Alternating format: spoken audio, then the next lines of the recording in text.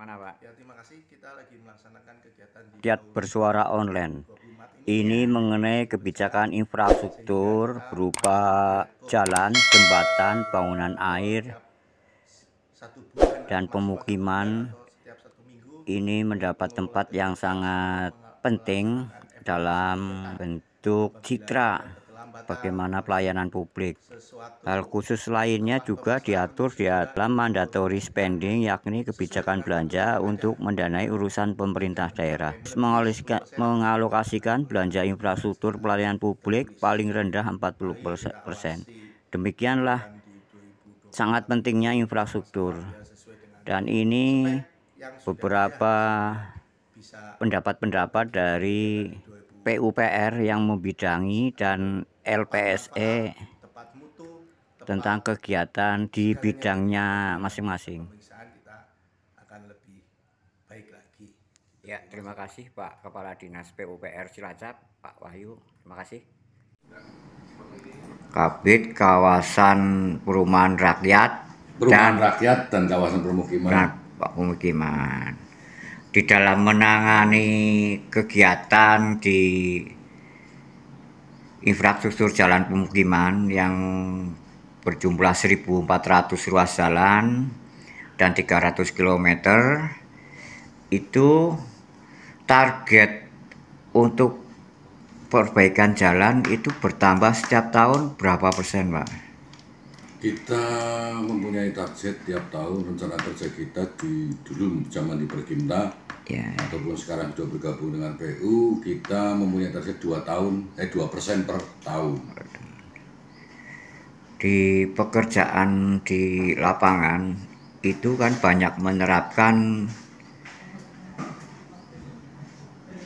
pelapisan ulang, perbaikan pelapisan ulang jalan pemukiman dengan metode burda atau lapen sheet. Itu kontraktor selalu diawasi enggak, Pak? Untuk kebetulan yang kita tangani sejumlah tadi yang disebutkan, yaitu penanganannya ada pengaspalan ulang, paving, dan cor beton.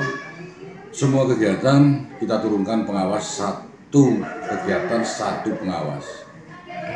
Jadi pengawas selalu intens dalam mengawasi kegiatan tersebut sampai kegiatan selesai, Pak. Sampai dengan dari mulai survei sampai dengan MC0 pelaksanaan sampai dengan serah terima, pengawas selalu intens di lapangan. Seringkali karena kontraktor mengejar waktu pekerjaan cepat selesai, itu tahapan-tahapan konstruksi pelaksanaannya itu yang menurut itu juga akan menghasilkan mutu yang bagus. Ini kadang kontraktor lalai, Pak. Kontraktor lalai menerapkan tahapan yang harus disilakan. Misalkan untuk menghampar jalan itu, pembersihan lapangan itu juga sangat penting. Nah, kadang ya ini pengetahuan kontraktor ini mungkin harus perlu banyak dibina, Pak, itu. Ya, sekarang kan untuk rekanan atau kontraktor yang bekerja melaksanakan pekerjaan tersebut kan kita pilih atau melalui baik lelang umum maupun penunjukan langsung. Ya, kita pengen kontraktor yang terbaik. Kalau ada kontraktor-kontraktor yang tidak baik, nanti pengawas akan menegur otomatis, baik secara lisan, tertulis, atau bahkan bisa putus kontrak pada perjalanannya. Kita di PU kan sudah ada bidang jasa konstruksi. Nah, ini tugasnya bidang jasa konstruksi ini nanti membina bagi rekanan-rekanan atau pegawai dari rekanan yang mulai mempunyai SKT, SKA, dan sebagainya. Ini kan nanti ada pembinaan secara intens dari bidang jasa konstruksi, baik itu pekerjanya maupun di lapangannya. Nanti akan kita berkolaborasi dengan bidang jasa konstruksi. Kalau untuk melakukan penilaian sampai putus kontrak itu mesti melalui koordinasi dengan Jakon itu, Pak, bidang Jakon. Ya, kalau untuk putus kontrak itu menjadi kewenangan dari PPKOM. Oh, malah PPKOM. PPKOM Kita lihat pertama teguran tertulis, kedua teguran lesan, teguran tertulis sampai 3 kali. Kalau tidak dihiraukan ya terpaksa kita putus kontrak dan akibatnya blacklist. Tentunya seperti itu. Nah, dari sejumlah 300 km jalan pemukiman, Pak, kondisinya sekarang kalau menurut data yang ada berapa persen, Pak, yang perlu harus ditangani, Pak? Kita masih banyak, Pak. Kita masih perlu update lagi. Masih update.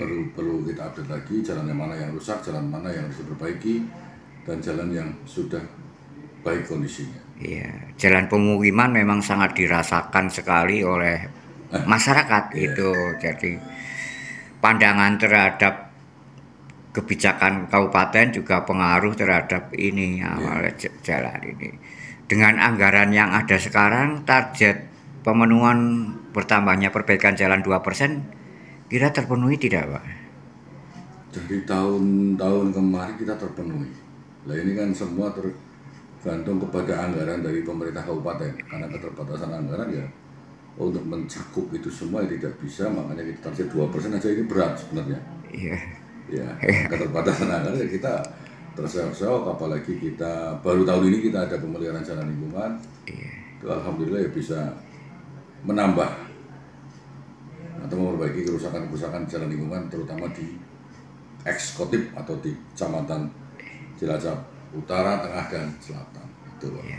Ya, Pak Imam, berapa kegiatan untuk tahun ini, Pak? Ada berapa perbaikan jalan pemukiman itu? Tahun ini kita mendapat anggaran alokasi yang untuk penunjukan langsung 4 miliar. Kalau yang lelang umum itu 1 miliar. Kita miskin jelas. Ya. Terus stunting jelas. Ya. Kita tambahan stunting karena di sanitasi di sini. Nah, sanitasi, terus jalan lingkungan. Jalan lingkungan ya. Terus penanganan lingkungan kumuh.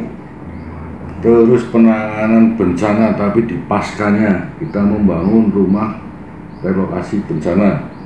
Yang sekarang rusun juga relokasi program pemerintah. Di Cipari ya, Pak? Rusun di sini. Rusun ada 3 kelompok, Jangrana, Jalan Bulus, sama Jambusari. Ada di Jangrana ada. Jangrana ada. Di lokasi mana, Pak, Jangrana? Jangrana ada di desa Jangrana ada. Jadi yang sudah 6 tahun lebih. Kemarin kebetulan ada program Tuku Lemah oleh Oma. Namanya apa, Pak, itu? Pembangunan rumah alokasi gempa apa, Pak? Enggak, alokasi program pemerintah. Itu program pemerintah. Pembangunan rumah program pemerintah, yaitu namanya Tuku Lemah oleh Oma. Ada di Jangrana, Jalan Bulus, sama Jambusari. Ini udah mulai Jangrana sama Jalan Bulus. Tuku Lemah oleh Uma itu maksudnya bagaimana? Mereka beli rumah dulu. Beli rumah dulu. Beli tanah. Beli tanah. Nanti minta bantuan ke provinsi untuk pembangunan. Yang tahun 25 sudah. Ada. 25 ke dalam konsep kita juga RT/RH yang 25 berbasis masih desa miskin. Masih desa miskin. Desa miskin. Kita mengentaskan dulu, tidak boleh pemerataan. Kemarin kan stunting untuk sanitasi fokus ke desa stunting. Desa stunting masih banyak juga. Kan kemarin P3K kan pada yang desa miskin ekstrim, stunting, pendidikan kurang, terus angka pengangguran tinggi, banyak indikasinya. Kebetulan di sini sedikit tambahan sanitasi. Sanitasi ya. Konstruksi sanitasi yang terjadi di lapangan pakai fiberglass itu atau yang kita kan dalam bentuk KSM ya, swakelola. Itu pembangunannya kloset, pemasangan kloset, pemasangan tangki septik, dan pembuatan resapan 3 komponen plus bilik. Berarti tangki septik yang menggunakan bahan dari LDDPE. Iya, itu ya. Daya tampungnya 800 liter untuk 4-5 kakak. Masa kuras 1-5 tahun. apakah tidak lebih bagus pakai yang model kuno batu bata itu? Itu bisa terurai keluar bening sudah melalui tes dari Kementerian LHK lingkungan hidup. Iya. Semua tangki kalau mau masuk sertifikatnya mana? PTS, terus dari Kementerian Lingkungan Hidup, dari Kementerian PUD. Jadi bidang pemukiman juga diarahkan untuk menangani kemiskinan ini ya Pak ya? Hampir semua dinas. Hampir semua dinas ditugasi masing-masing kecamatan kalau nggak salah. Iya. PU Majenang kebetulan bagusnya. Kalau kita belum Majenang, kalau PU kita belum tahu. Saya punya data kemarin yang di Bapeda Pak Jito menyampaikan itu berapa kakak itu yang 2024 harus 0% gitu ya. RTH habis yang 11.483 itu habis. Cukup banyak Pak, 1000 berapa begitu loh. Ya. Itu prasarana sama dengan prasarana yang ada di PSDA juga ada itu. PSDA untuk air minum. Iya, air minum itu. Terus tadi kembali kalau sistem programnya ini berbasis anggaran, apakah nanti bisa mengabaikan dengan kualitasnya itu, Pak? Ya, kualitas terjaga. Tetap terjaga kualitas. Iya, hanya kan anggarannya bertahap karena keterbatasan anggaran sehingga pekerjaan bertahap. Terus kita juga ada anggaran dari provinsi maupun APBN, ada DAK dan sebagainya kan bisa kita manfaatkan. Iya. Ya, kita berkoordinasi dengan provinsi maupun pusat. Tidak melulu mengandalkan APBD maksudnya. Kalau kita mengandalkan APBD ya kayak jalan kabupaten dengan luas sekian ratus kilometer itu ya. Jalan kabupaten, jalan lingkungan sendiri kan sekitar 300 kilo, 300 luas berapa kilo ya? Iya, ada datanya itu ya ada. Begini Pak Dodi, untuk kegiatan 2024 di PU bidang bangunan itu yang akan direncanakan dijalankan itu apa saja Pak? Kalau di tata bangunan tahun ini ada sekitar 16 kegiatan ya. Kegiatan dari bangunan publik maupun dari untuk yang vertikal. Kemungkinan dalam pelaksanaan ini masih dalam tahap perencanaan, udah mau akhir. Rencana setelah perencanaan selesai akan segera dilelang. Kemungkinan kalau nggak awal bulan ya habis lebaran lah. Ya, kita lihat situasinya. Kemudian beberapa bangunan juga kita juga bukan bangunan sendiri, itu ada owner kayak Sanggar Pramuka, Brimob, ya rumah sakit. Ya, kalau yang direncanakan oleh dinas sendiri itu untuk bangunan-bangunan sederhana ya, misalkan kayak rumah tinggal, kantor. Yang sendiri itu seperti pagar, itu kan juga masih ada ya. Tapi kalau sifatnya bangunan-bangunan gedung yang itu kompleks ya, karena di situ misalkan tidak dengan batasan nilai berapa miliar itu? Tidak, itu tergantung dari istilahnya tingkat kerumitan bangunan. Kalau bangunan itu kompleks, lantai dua atau ya dia punya apa istilahnya struktur khusus gitu ya, itu kita menggunakan konsultan perencana itu. Begitupun dengan pengawasannya, kalau memang itu bangunan yang kompleks itu menggunakan konsultan pengawas. Tidak ada batasan nilai berapa yang harus tidak, karena gini, contoh misalkan bangunan pagar yang volumenya banyak itu kan nanti nominalnya besar. Itu seperti gedung Pramuka rencana besok yang dilelangkan ini kan ada paving sama pagar. Ya, itu menggunakan konsultan. Itu konsultan Pak? Jadi ada gini Pak, jadi ada konsultan yang badan usaha, ada juga konsultan yang perorangan. Oh gitu. Iya, jadi kita melihat kompleksitas dari bangunan. Kalau mengandalkan istilahnya tenaga dari dinas ya Nyuwun sewu saya nggak mampu ya, karena memang dinas juga kan tupoksinya macam-macam. Iya. Gitu. Jadi kita lebih misalnya menggunakan konsultan. Padahal ringan, tetapi lokasinya memang kondisi tanahnya yang rencana pagar di bidang tata bangunan memang waktu kemarin memang pernah runtuh itu pondasinya. Yang mana, gedung Pramuka? Gedung Pramuka itu dulu. Kalau gedung Pramuka yang kemarin kebetulan saya belum di sini. Iya, belum di sini ya, tapi memang saya mengikuti gitu terus. Gedung Puskesmas sana juga pilarnya, kolomnya juga. Jadi misalkan kayak gini nih, pengen tahu. Di sini prosesnya sudah benar nih. Evaluasi, administrasi, oke, ya kan? Teknisnya oke, harga. Yang penting kan sini adalah patokan. Pemerintah kan matok 20% ke atas kewajaran harga, 20% ke bawah orang susah. Ini gitu. Kalau dia nawar nanti 20%, mestinya dia bisa ngitung. Tapi nek orang ngitung berarti kan gambling. Yang pertama gambling, yang kedua dia akan mengkondisikan di lapangan itu pasti. Semoga pria carane nang lapangan kudu bati. Ya mbok, kendang kerja ora bati bapaknya lah mbok. Ya kepriya carane kan mesti pinter tuh jenenge kontraktor wis suwe. Udah lama, udah pengalaman. Ya otomatis lah Pak. Mesti bisa kondisikan. Nah, jenengan wis pengalaman banget nyekel lapangan udah kondisi pinter banget lah Pak. Jadi intinya persoalan di lapangan bagaimana ya mestinya manajemen pelaksanaannya. Kalau di lapangan itu sebenarnya ya kayak model pengawas kayak lebih paham tentang teknis. Yang pertama yang kedua kesejahteraan pasti penting. Oh iya. Jadi itu saya pengawas honornya mau 200.000 sebulan itu mau rapat gitu kan. Ngawasi telur pekerja kelas bawah gajinya misalkan dia golongan 3A atau 2D itu kan paling pira kan gitu Pak. Kadang-kadang kan seperti itu, jadi kasihan.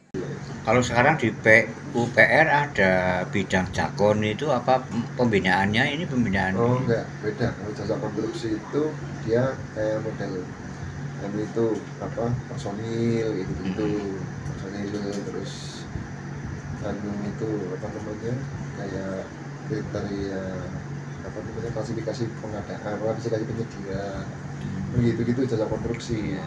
Ya enggak, ya adalah pembinaan tentang sosialisasi pembinaan tentang pengawas sih mungkin ada, mestinya ada, tapi yang nggak tahu, tapi mestinya ada. Gitu pokoknya. Kalau pengen ngerti ya kayak gitu.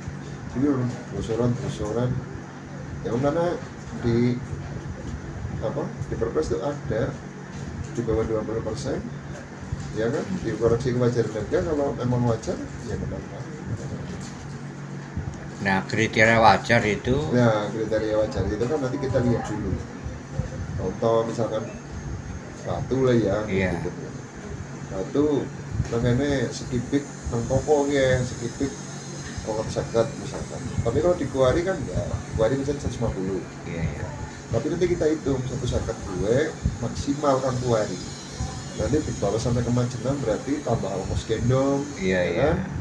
Terus tambah biaya lain-lain lah, overhead itu. Iya, kalau ada langsiran. Nah, kan jadi pira Pak. Tapi nek mereka terus ngemir regane 120.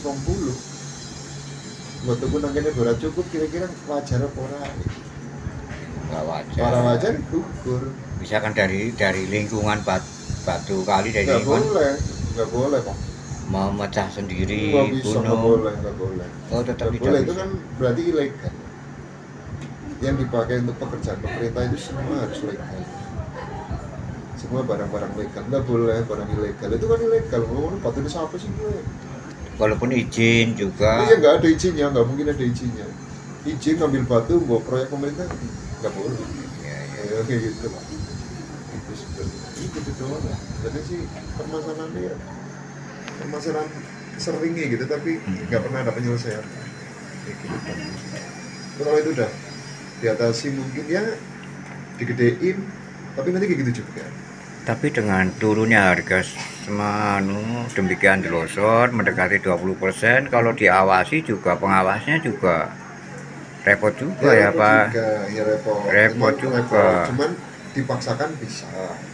karena udah ngitungnya turun 20% itu kenapa kepatok di Perpres itu 20%, di atas 20% bukan harga yang wajar, misalkan harus ada koreksi pelajaran harga, karena mereka udah matok 60% turun nih gitu kan, berarti dia untung mungkin hanya 5% gitu nih Pak, dari harga penawaran.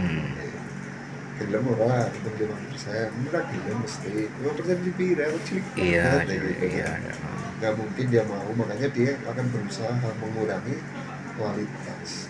Soalnya dipaksa dan mengawasi ngurus pira ke hitungan misalkan sebagai pira siji lima kualitas tapi standar yang benar-benar standar yang ditentuin. Misalkan pasangan batu 1/4 pengawasan nang kono menteleng nek ora siji papat aku mau ya gitu misalkan dipaksakan kayak gitu semua itu paling untung 5%.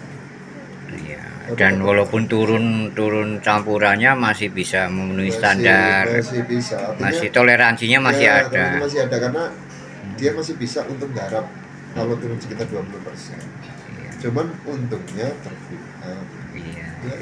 Nggak rugi enggak, cuman untungnya berkurang. Ya, terus Pak Eri, saya kembali ingin menanyakan tentang transparansi tentang pengadaan barang dan jasa. Pemenang dalam lelang urutan 1-2, penawar teratas 1-2 itu gugur, yang dimenangkan di bawahnya itu dikatakan tidak transparan, gimana Pak? Bukan, kalau ya namanya evaluasi itu kan ada 3, administrasi, teknis, harga, kan gitu ya Pak. Di evaluasi administrasi benar mungkin. Ya, 2 SPU, 2 apa namanya persyaratan lah, pajak dan lain sebagainya. Oke, betul, SPU nya anak, mungkin IP nya punya. Tapi di saat teknis, ya kan mungkin teknis dia gugur. Yang teknisnya mungkin dia nggak melampirkan bukti dukungan alat, ya kan, kajian sewa orang anak atau personilnya itu udah dipakai tempat lain, gugur udah. Nah kalau udah gugur itu ya nggak akan mungkin dipanggil nomor 1 pun. Kalau itunya gugur gimana? Evaluasi kena administrasi, teknis, harga. Tapi diberitahu nggak sama penawar itu? Nah nanti kan diberitahu di saat pengumuman kenapa nomor 1. Oh, jadi semuanya juga peserta lain tahu? Iya tahu, nomor 1 tidak panggil kenapa? Oh karena administrasi evaluasi teknisnya di personil inti tidak valid ya, berarti mungkin istinggonang wong liya kayak gitu ya, bisa dikonsek itu kenapa tidak valid tinggal wong liya, apa kenapa tidak valid berarti mungkin suratnya terbukti palsu gitu bisa, itu maksudnya. Hal-hal yang kekinian pengadaan barang jasa Pak Eri? Ya apa sih ya mungkin katalog lah, katalog. Terus kalau mau kompetisi yang sekarang mas yang kekinian itu katalog, ya nggak tahu katalog itu ada apanya saya iya Pak Anu di atas juga sudah pernah cerita tentang kan, gitu kan, tapi kan sekarang lagi di kalangan katalog pemerintah itu sih ya ikuti katalog aja. Di katalog kan bersaing harga banget, ya seperti toko lah, buka toko begitu. Toko lebih murah ya tuku Pak. Toko larang udah tuku. Cuman dalam metode konstruksi kontraktor itu tidak mungkin bisa semuanya punya AMP, punya itu ya kan, tidak mungkin lah orang semua kontrak akan punya AMP ya kayak gitu. Dia jualan kan sesuai dengan bidangnya. Bidangku dodolan Yudit, pasang Yudit ya dodolan Yudit kayak gitu. Tergantung mau murah sepira, yang paling murah itu pun gitu. Udah gitu aja sih. Terima kasih, saya bincang-bincang dengan Pak Eri Gunawan dari Lembaga Pengadaan Barang Jasa LPSE Kabupaten Cilacap. Terima kasih Pak Eri.